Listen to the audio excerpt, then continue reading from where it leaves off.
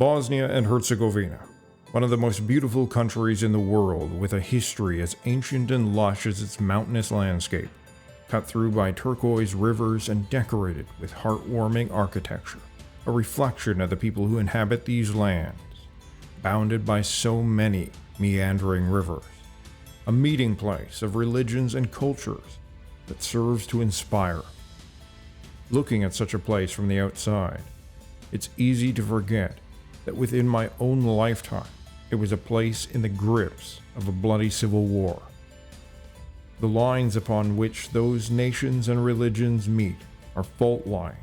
The modern state of Bosnia and Herzegovina is built upon just such lines that have boiled over in the recent past, and may do so again.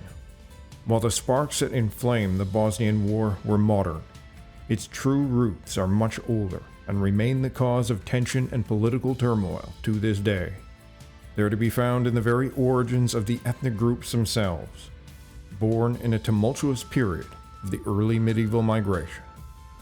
Join me as I cover the origins of the people of Bosnia and follow their story right up to the present political crisis.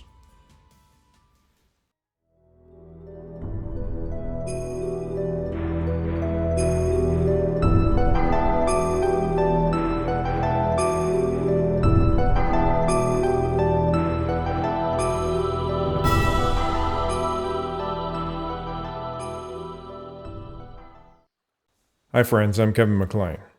Don't forget to like, share, and subscribe, and consider supporting me on Patreon, PayPal, through YouTube Super Stickers, or become a member of the channel. It really helps me to make longer form content like this. Thank you all for your support. Though the people of Bosnia belong to different ethnic groups, they have a shared ancient history and ancestry. The Neolithic peoples of the Balkans were those known as the early European farmers. They had originated largely from a migration from Anatolia. People of the Balkans were some of the first in the world to mine and produce copper tools. At Pločnik, Serbia, copper tools and weapons were being manufactured as early as 5500 BC, and the first evidence for tin bronze production found at the site date to 4650. Around 1,500 years earlier than tin bronze production anywhere else in the world. Sometime between 3,300 and 2,700, the Yamnaya, a Proto-Indo-European people, arrived in the Balkans from north of the Black Sea. They were the progenitors of the Greek language and influenced the development of the languages in the Balkans, though the situation there would be more complex. Also entering the Balkans from the north shortly after this were people related to the corded ware and bell-beaker cultures of Central Europe, who were likewise Indo-European speakers but distinct in culture and dialect. This transformed the Balkans into a cauldron of Neolithic farmers, Yamnaya bell-beakers, and corded ware-derived groups. From this cauldron emerged the ancestors of the Thracians and Illyrians. Seemingly, the only language to survive from this ancient Indo-European group is Albanian. During the Iron Age, the Dalmati inhabited the western coastal regions of Bosnia Herzegovina and Croatia. They lend their name to the area of Croatia called Dalmatia, and were likely an Illyrian tribe. Genetically, they were similar to Iron Age Italic peoples and those of Central European Celts. Their capital, Delminium, was located around the modern town of Tomislavgrad. The Illyrian tribes were increasingly influenced by the Celts of the Hallstatt and Latin cultures to their north, and in their east by the Dacians and Scythian-related tribes. By around 400 BC, Celtic tribes would push into the west of Bosnia. They established the Skordijski tribal confederation, who would inhabit various parts of western Bosnia, Serbia, and what is now western Romania, and led invasions into Macedonia and Greece, though they would later form an alliance with King Philip II of Macedon. The tribal name may be related to Gaelic Scarith, appearing in Old Gaelic as Skart, meaning to separate, divide, or spread out. They made Sirmium their capital, modern Sremska Mitrovica, in western Serbia, just across the modern border with both Bosnia and Croatia.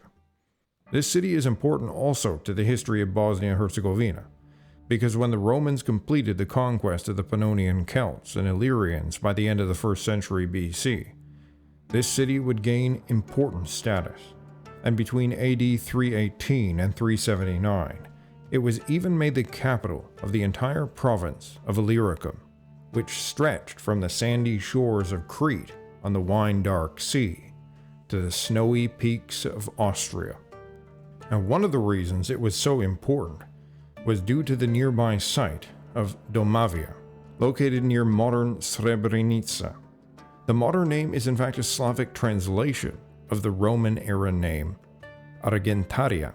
The name identifies it as a silver mine, possibly founded by the Celts or Illyrians, and used during the Roman period as a source for the mints in Sirmium and Salona, transported along the Via Argentaria, which also connected to a silver mine near Sarajevo.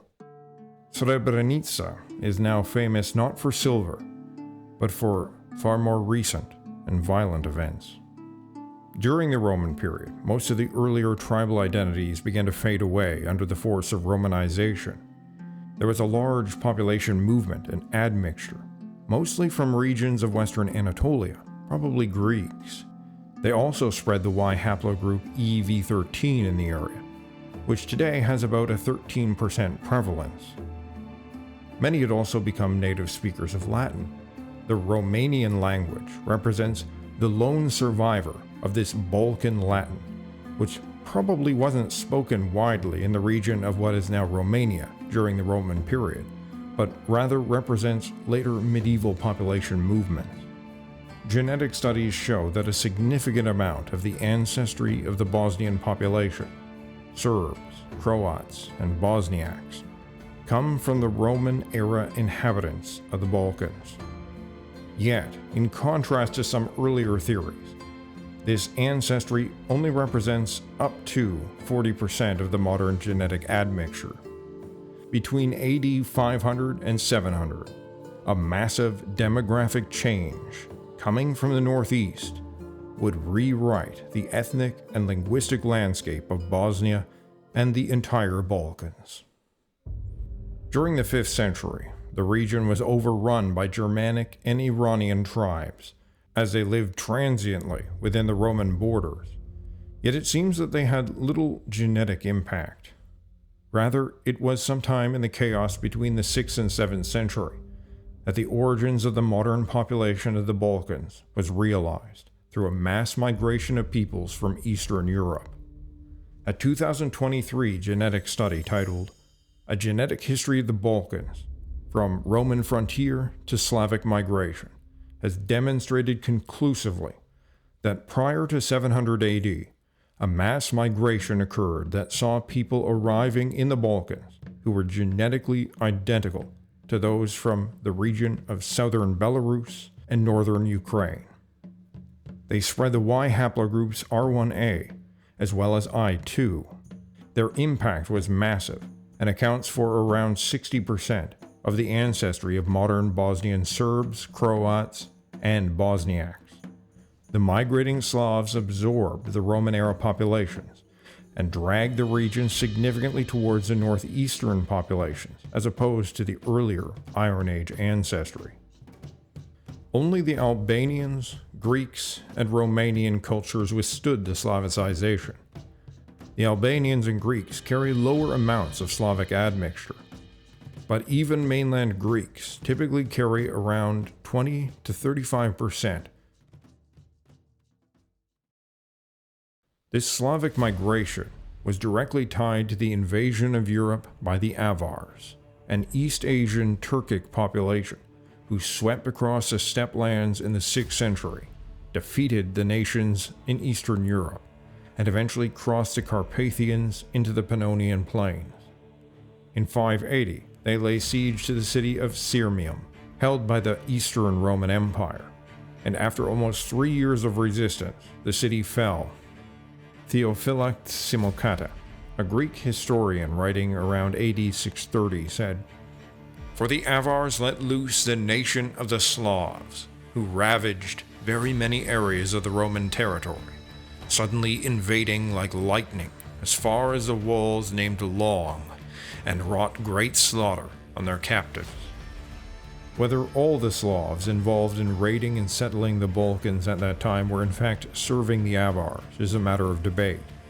Yet the Avars did contribute significantly to the mass movement of the Slavic peoples, likely through a mixture of forcibly recruiting tribes, gaining willing allies, and causing others to flee to seek new lands.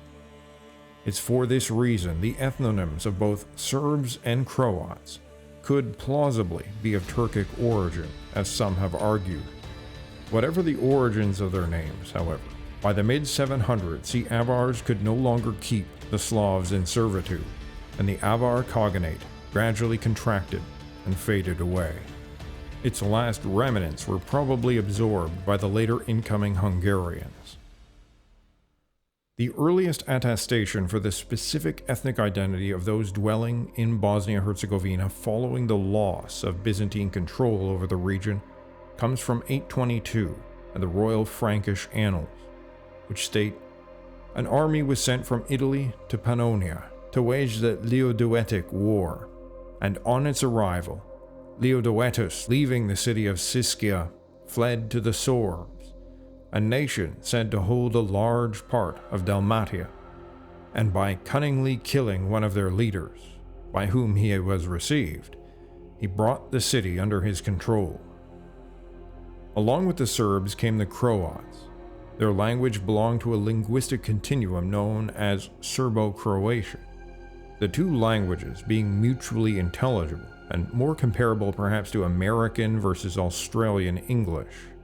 This speaks to a long-term cohabitation without any lengthy period of linguistic isolation from each other.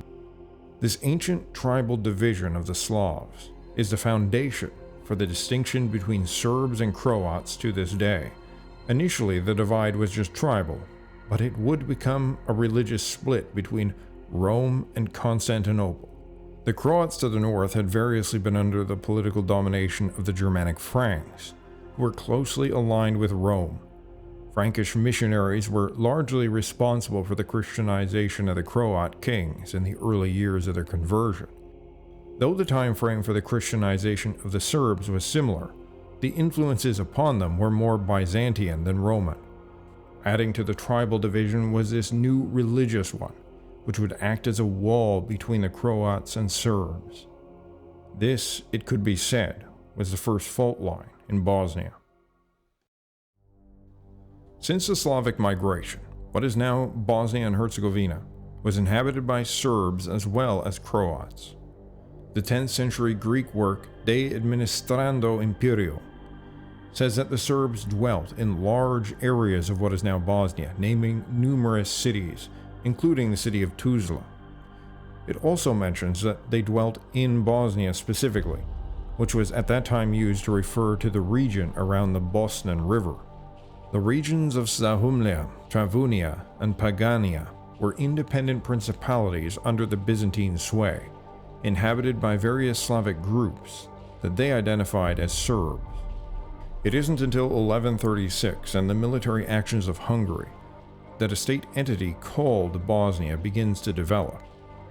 The Hungarians, seeking to create a proxy in the region, conquered south and established the Banat of Bosnia, selecting a local aristocrat to operate the state, theoretically under the control of Hungary, but which increasingly became independent.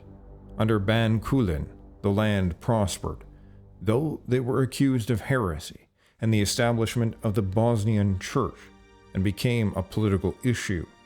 But the state endured these challenges and many others.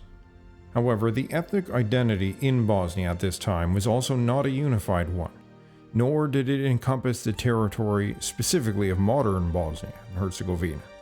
It was religiously divided between Catholics, Orthodox, and the Bosnian Church, and even had an important settlement of German Saxons who had come to work the silver mines.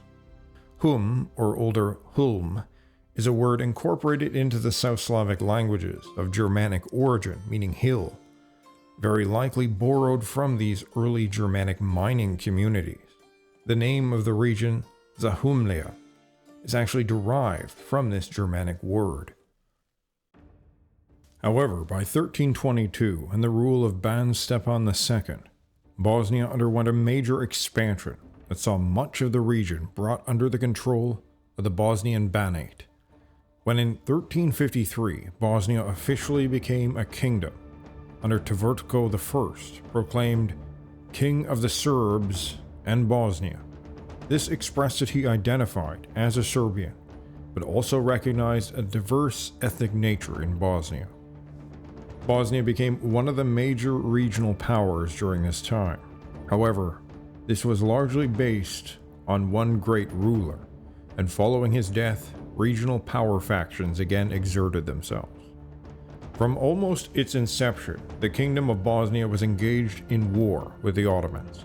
The Battle of Bileća in 1388 was the first Ottoman incursion into the modern territory of Bosnia, and it ended in an Ottoman defeat. However, when Bosnia fell into civil strife in the 1410s, the Ottomans took full advantage, capturing a large amount of territory. By 1443, the region of Sarajevo was in Ottoman hands.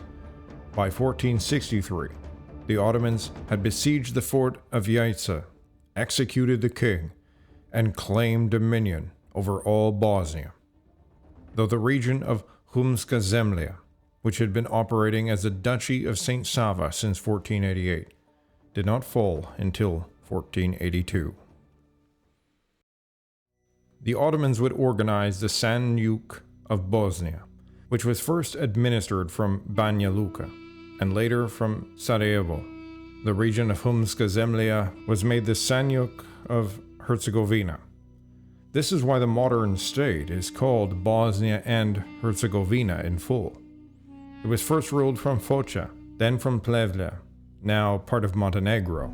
It controlled the region of Trebinje, the port of Neum, and the stunning city of Mostar. The religious situation and the pressure exerted to convert to Islam differed from community to community. It's speculated that those who had been associated with the Bosnian Church, which was unrecognized by both the Catholics and Orthodox, would have been the most likely to convert to Islam, given the fragmented nature of the religion, with no external support or reinforcement.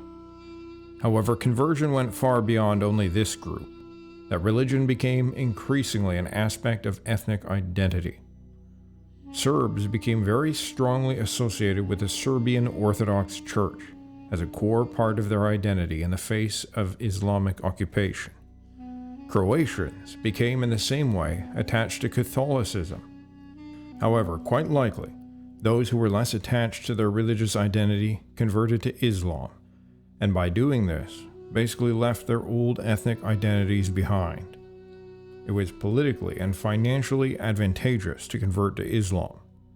Non-Muslims had to pay a special tax in order to remain non-Muslim, and were excluded from holding certain titles, lands, and taking certain careers.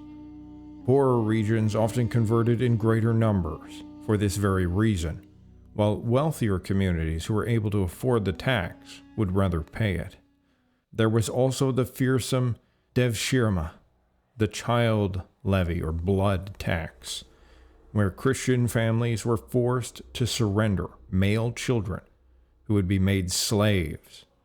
Sometimes they were castrated and made to serve in the haram. Other times they were trained as janissaries, who would often be used to subdue local populations. This practice in itself would have been a significant motivating force for families to convert to Islam and escape the risk that their sons would be taken away in this terrible fashion. By 1624, Peter Masarechi, a Catholic from Albania, remarked that Bosnia at that time was around 70% Muslim. This excludes Herzegovina, but corresponds with Ottoman figures from around 1604. This would have been the peak of Islamization, and also the peak of the most brutal Ottoman practices. After this, the numbers of Muslims in Bosnia began to fall. By 1871, the population was only around 50% Muslim. The reason for this is Muslim emigration to other places in the Ottoman Empire, such as Jordan and Palestine, as well as high Serbian and Croatian fertility rates. By the 17th century, and likely prior to this, Bosnian Muslims had become a completely separate and distinct ethnic group from both the Serbs and the Croats, for the most part no longer identifying with either ethnic group, but thinking of themselves as Bosnian Muslims and Ottoman subjects. Some have explained the emergence of the Muslim Bosnians through mixing with Turks, but genetic studies don't bear this out. Bosnian Muslims are not significantly distinct genetically from Bosnian Serbs or Croats. While there was some Turkic admixture throughout the entire region during this period, it wasn't substantial or specifically concentrated among Bosniaks. The role of religion and political power upon ethnic identity is too often underestimated. Bosnia is not divided by race, but by ethno-religious distinctions that molded themselves in completely opposite ways during the Ottoman occupation. Genetically and historically speaking, Bosniaks are Croats, Serbs, and possibly other South Slavs in Bosnia who cast aside their former identities to become Muslim Ottoman subjects during the occupation. By the 19th century, some Bosnian Muslims would seek greater autonomy from the Ottoman Empire. However, this wasn't driven by Bosnian national desire, but as a reaction to modernization that the Ottomans were trying to make, such as the abolition of janissaries, the weakening of elite privileges. Yet it was most especially the recognition of autonomy for the Principality of Serbia, which included relinquishing 6 territories of Bosnia, which were majority Serbian, as part of the conditions that were forced upon the Ottomans by the Russians in the treaty to end the Russo-Ottoman War of 1829. Now that caused the Bosnian Muslim nobility to feel so threatened and angry that they rose up in rebellion against the Ottomans. The rebellion was crushed, but it serves to show how exactly the same hostility among nearly exactly the same lines as today was already well established almost 200 years ago. By the 1870s, Bosnia and much of the Balkans was becoming nearly ungovernable for the Ottomans. Slavic nationalism was rising, and the Russian Empire was dealing out serious military defeats to the Turks. The uprising of Herzegovina in 1875 by the Serbs, supplied with weapons by independent Serbia and Montenegro, swept like wildfire, inspiring others to rise in arms, with Serbia and Montenegro eventually declaring war on the Ottomans, and being joined in 1877 by the Russians. Yet this growing Slavic nationalism was feared not only by the Ottomans, but by the Austro-Hungarians. Fearing that Russia and Serbia would gain even more political power in the Balkans, they invaded Bosnia. Muslims were expected to put up resistance, but to their surprise, so did the Serbs. Though Bosnia remained nominally under the Ottoman Empire until 1908, it was administered by the Austro-Hungarians, who first tried to promote a multi-ethnic Bosnian identity. But the attempt to artificially create a common Bosnian identity had few takers at the time, and was abandoned by 1903. They switched tactics, using migration, rezoning, and persecution to break up Serbian influence in society and destroy the goodwill between ethnic groups, playing one against another and increasing animosity. Serbian nationalism and the idea of a united South Slavic nation were given a further boost by these measures, and their activity and support dramatically increased. In 1910, the demographic situation was 43.5% Orthodox, 32% Muslim, and 21% Catholic. Serbs at this time were a clear plurality, and were the most serious and organized political force in the country, and they were becoming increasingly militant. In 1911, the organization Young Bosnia was established to free Bosnia from Austro-Hungarian control. It was largely Serbian, but not exclusively so, for they were in favor of a united South Slavic state, Yugoslavia. The political aim was rational, but romantic in terms of being able to achieve it, yet inspired some so greatly that they were willing to die and to kill for it.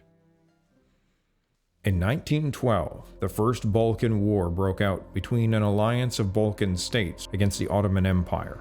When the Balkan League won a clear victory in 1913, the Austrian administrators of Bosnia became highly concerned they would face revolution or invasion, as the air was full of the notion of a united South Slavic nation. Martial law was imposed upon Bosnia, specifically banning all Serbian cultural events, cultural and political societies, and all Serbian symbols. This was the final straw for some. Gavrilo Princip had been studying in Sarajevo, where he joined the Young Bosnian group around 1911. When he learned of the Austrian decrees, he convinced a handful of comrades that they should engage in a plot of assassination. On Sunday, 28th of June 1914, while Archduke Ferdinand and his wife were visiting Sarajevo and driving the streets in their convertible car, Princip leapt out from the crowd with his pistol, firing in rapid succession, killing both. Remarkably, he was spared the death penalty, as he was still a teenager, though he would die in prison of tuberculosis in 1918. In his defense, he said, "I am a South Slav nationalist, aiming for the unification of all South Slavs, and I do not care what form of state, but it must be free from Austria." The series of political events which followed from this assassination would greatly contribute to the outbreak of World War I, though the assassination alone was only the spark that ignited an already flammable situation in Europe. Around 10% of the Bosnian population died on the battlefield, forced to fight for the empire. Yet in 1918, with the collapse of the Austro-Hungarians, there was nothing left to obstruct the South Slavs from uniting together into what at first was called the Kingdom of Serbs, Croats, and Slovenes, which united the Slavic peoples from Slovenia to Macedonia. Yet from the beginning it was rife with tribalism that threatened to tear it apart. An assassination in the parliament itself by a Montenegrin Serb over a dispute was only the most shocking and visible example. King Alexander decided to take a radical decision, abolishing the parliament and taking dictatorial control. He renamed the state Yugoslavia and outlawed all political parties based on ethnicity, presumably with the long-term goal of eradicating historical ethnic divisions. It was interpreted, however, as a purely anti-Croat initiative by Croatian nationalists. The response came with his assassination by the internal Macedonian Revolutionary Organization, with the assistance of the Croatian fascist organization Ustaše, backed financially by none other than Benito Mussolini. It's a gala day in Marseille. Vive Alexander! Vive le roi! Oh, they've been shot! The Italian fascists and German Nazis were already working to sow ethnic chaos in the Balkans and weaken Yugoslavia. But even without this outside interference, the conditions were quickly ripening. In Bosnia, ethnic tensions between Muslim Serbs and Croats was increasing rather than dissipating, in large part due to the heavy-handed measures by the state. When the demands of the Croats for a federalized state of Croatia were finally acceded to in 1939, in an attempt to appease the nationalists, it was already far too late. When in 1939 Germany invaded Poland, Yugoslavia proclaimed neutrality. But by 1941, Germany was pressuring Yugoslavia to sign the Tripartite Pact, which was a formal alliance with the Axis powers. Initially, the Germans wanted to transport troops through Yugoslavia to attack Greece from the north. They were also in the midst of planning Operation Barbarossa, the sneak attack on the Soviet Union. Yugoslavia was at that time ruled by Prince Paul, and whatever his true sympathies might have been, he reportedly told Hitler that he would be overthrown if he signed any such agreement, as the Serbs were strongly against it. Nevertheless, under pressure, he signed the pact. 2 days later, he was deposed by Serbian factions in the military, and Peter II, only 17 years old, was installed as king, being declared by the coup leaders to be of age. The German and Italian governments immediately declared war and began a bombing campaign against Belgrade, as well as deployed ground forces in an invasion. The Croatian Ustaše, led by Ante Pavelić, still in exile in Italy, called for and began mobilizing an insurrection. The army of Yugoslavia was no match for the Herculean task demanded of it. Within 12 days, the new government had been brought down by the German invasion. Yugoslavia was swiftly dismantled by the Nazis, and Ante Pavelić and his Ustaše were given command over the so-called independent state of Croatia, which included all of Bosnia and Herzegovina. That was when the terror truly began. The government of the new independent Croatia set to work on a plan to Croatanize the Serbs in alliance with a large section of the Bosnian Muslim population. The plan was to expel a third, forcibly Croatanize a third, and to kill a third. They accomplished at least that later bloody task. The brutality of the Ustaše regime against the Serbs was too much even for the German military to stomach. General Edmund Glasse von Horstenau, stationed in Zagreb, reported in July of 1941, "Our troops have to be mute witnesses of such events. It does not reflect well on their otherwise high reputation. I am frequently told that German occupation troops would finally have to intervene against Ustaše crimes. This may happen eventually. Right now, with the available forces, I could not ask for such action. Ad hoc intervention in individual cases could make the German army look responsible for countless crimes which it could not prevent in the past." In 1942, the violence had escalated. The Gestapo, reporting in a message directly to Heinrich Himmler, said, "Increased activity of the bands is chiefly due to atrocities carried out by the Ustaše units in Croatia against the Orthodox population. The Ustaše committed their deeds in a bestial manner, not only against males of conscript age, but especially against helpless old people, women, and children. The number of the Orthodox that the Croats have massacred and sadistically tortured to death is about 300,000. For perspective, the Serbian population of Bosnia and Herzegovina before the war was probably just over 1 million.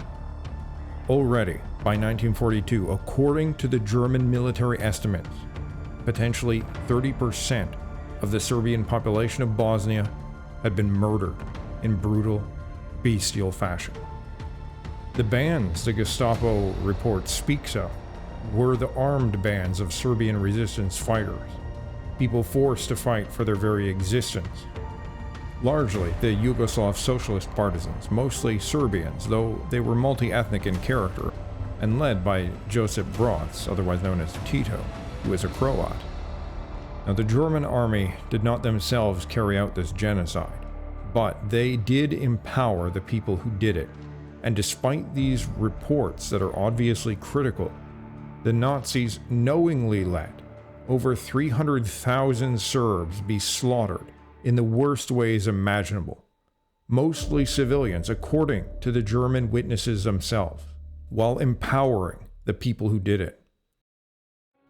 The fact that Muslim Bosnians were involved alongside the Croats in these massacres is clear. The Ustaše government of the independent state of Croatia considered Bosniaks to be Muslim Croats and did not target them in any efforts of ethnic cleansing. Their official position was that Catholicism and Islam are the two natural religions of the Croat, and praised Islam as the religion which keeps Croatian blood pure, while on the other hand, they condemned Orthodoxy in the strongest terms. It's said that a letter co-signed by many prominent Bosnian Muslims to Adolf Hitler elucidated a fantasy in which they were not Slavs but the descendants of Goths, and therefore also German. As such, they requested that they be allowed to join the Waffen-SS. Greatly impressed by the letter, Himmler acquiesced and established the 13th Waffen-SS Division, specifically for the Bosnian Muslims. It was the first Waffen-SS established for any non-German group. Some Muslims were opposed to the slaughters and issued letters condemning them. The details of the War of Liberation will be passed over here, but the very last battle of World War II, fought in Europe, involved a mixed column of German and Ustaše forces who were defeated by Tito and his Yugoslav socialists, who gained control and reconstituted the state of Yugoslavia on socialist grounds. Everyone had suffered, but none so much as the Serbs of Bosnia, of whom it is estimated around 335,000 civilians alone were killed. Yet following the war, the groups, exhausted perhaps from fighting and sickened of blood, set aside their past and came together to build the Socialist Republic of Yugoslavia. It arguably became the most successful of all the socialist states and transformed itself into a middle-income bracket economy in terms of global per capita GDP, which was a remarkable achievement from what their base had been before the war and for how much they suffered during it. However, already by the 1970s, the Croats were again demanding greater autonomy. There were ethnic issues in Kosovo, yet things held together for the 1984 Winter Olympic Games in Sarajevo, the relics of which still dot the landscape today. The economic disaster of the late 1980s broke the state along ethnic lines. A referendum was organized in Bosnia and Herzegovina to leave Yugoslavia, but the Serbian population objected, boycotting the vote. In response to the Muslim and Croat decision to leave, the Serbs of Bosnia and Herzegovina formed their own state, Republika Srpska. After what happened during World War II, the Serbs were terrified of the prospect of being under the political control of Croats and Bosnian Muslims again, and resolved to have at least some form of independence on the lands where they had always lived. On March 1st, 1992, a Bosnian Muslim shot up a Serbian wedding procession in Sarajevo, killing the father of the groom. It was the last day of the referendum for Bosnia and Herzegovina independence. In response, Serbs set up roadblocks in Serbian areas and demanded to be policed by their own people. No arrest was made, and many Serbs believed that the Muslim SDA party was responsible for the attack. It was quickly discovered that Ramez Delić, a Bosnian Muslim, had carried out the assassination. Yet the police never tried to arrest him or even press charges. During the war, Delić led a Muslim militia force which terrorized Serbs in Sarajevo. He wasn't charged with the murder until 2004, and only because he went on television bragging. Clearly, he was being politically shielded and allowed to carry out this killing. To Serbs, this represented more than the death of one man. It showed what could befall all of them if they didn't resist. The army of Republika Srpska was hastily organized, formed mostly from Bosnian Serbs discharged from the Yugoslav army, and were funneled weapons from Yugoslavia. While much of the global media focus and blame was and is placed on the Serbs, generating a strong anti-Serbian bias in mainstream media, Serbian concerns were a rational reaction to the behaviors and views exhibited not only in the recent past, but by many leading Bosnian Muslims.